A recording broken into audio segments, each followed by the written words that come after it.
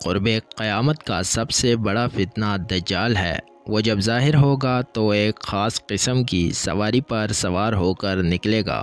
دجال امت مسلمہ کے لیے سب سے عظیم فتنہ قرار دیا گیا ہے۔ حضرت آدم علیہ السلام کی تخلیق سے لے کر قیامت قائم ہونے تک کوئی بھی فتنہ دجال کے فتنے سے بڑھ کر نہیں ہے۔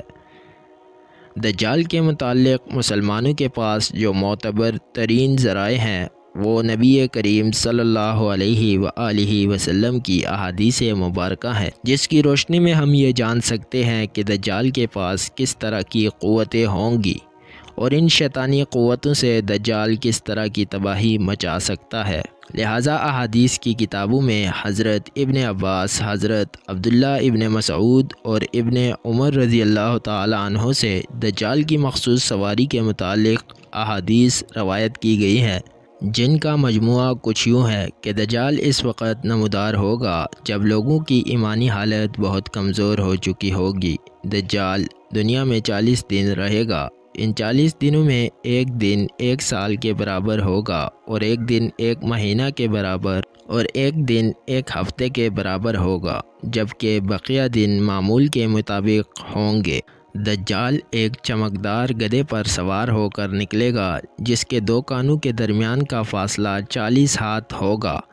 دجال اپنی اس سواری پر سوار ہو کر سمندر میں اس طرح داخل ہوگا جیسے ایک گھڑ سوار اپنے گھوڑے پر سوار ہو کر ایک تنگ ندی میں داخل ہو جاتا ہے۔ اس کے لیے زمین سمیٹ دی جائے گی، یعنی وہ بہت تیز رفتاری سے سفر کرے گا۔ وہ سورج کے غروب ہونے کے مقام پر سورج سے پہلے پہنچ جائے گا۔ سمندر کا پانی اس کے ٹخنوں تک پہنچے گا۔ دجال کے پاس 70,000 کی فوج ہوگی، جن کے اوپر سبز چادریں ہوں گی، یہاں تک کہ وہ ابو المراق کے ٹیلے پر آ کر ٹھہر جائیں گے، اور وہ ایسی بلند آواز دے کر سب کو بلائے گا کہ اس کو زمین و آسمان کے درمیان ساری مخلوقات سنیں گی۔ پھر دجال ان لوگوں سے کہے گا کہ تم سب میری عبادت کرو، میں تمہارا رب ہوں۔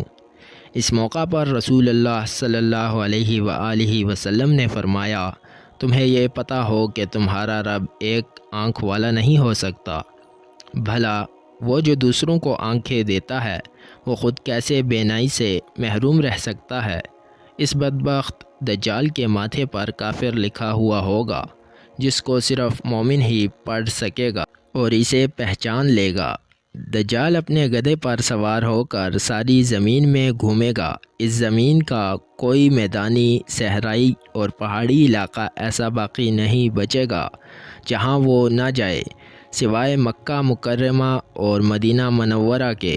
اللہ تعالیٰ ان دونوں جگہوں کی فرشتوں کے ذریعے حفاظت فرمائے گا۔ دجال جب وہاں داخل ہونا چاہے گا تو فرشتے اس کا رخ پھیر دیں گے۔ ناظرین، یہ ایک عظیم الشان پیش گوئی ہے جس میں دجال کی ایک عجیب و غریب سواری کی طرف اشارہ ہے جو آخری زمانہ میں ظاہر ہوگا، اور اس کی وجہ سے سفر میں آسانی اور سہولت پیدا ہو جائے گی۔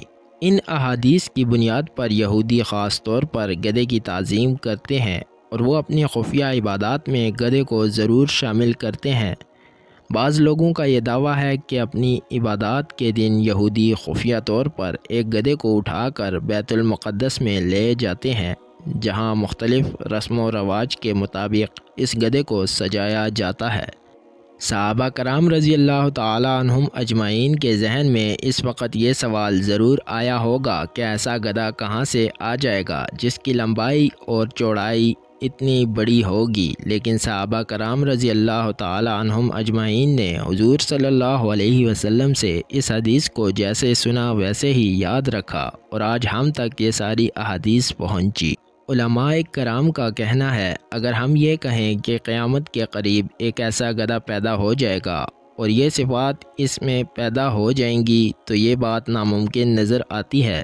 پھر سوال یہ بھی ہے کہ اس گدھے کی پیدائش کیسے ہوگی جس کے ٹخنوں تک سمندر کا پانی پہنچتا ہو؟ کچھ محققین کی رائے کے مطابق دجال کی سواری کے لیے حدیث میں لفظ دابہ یعنی جانور کا لفظ استعمال کیا گیا ہے، اور وہ کسی بھی طرح کی سواری ہو سکتی ہے۔ اس لیے بعض محققین یہ بھی کہتے ہیں کہ وہ آج کل کی موجودہ سائنسی ترقی کو استعمال کر کے اپنی سواری پر سوار ہوگا، کیونکہ دجال جب دنیا میں نمودار ہوگا تو وہ دنیا کی تمام تر چیزوں پر قابو پا لے گا اور انہی چیزوں کو استعمال میں لا کر وہ دنیا کے کونے کونے میں بڑی آسانی سے پہنچ سکے گا۔ یہ تمام باتیں اس جانب اشارہ کر رہی ہیں کہ خروج دجال کا وقت اب زیادہ دور نہیں۔ بلا شبہ یہ فتنوں کا دور ہے اور اس وقت انسانیت دجال اور دجالی قوتوں کے فتنہ عظیم کی طرف بڑھ رہی ہے، لہٰذا دجال کے حمایتی اور اس کی قوتوں سے آگاہی رکھ کر ہی ہم اپنی اور اپنے ایمان کی حفاظت کر سکتے ہیں۔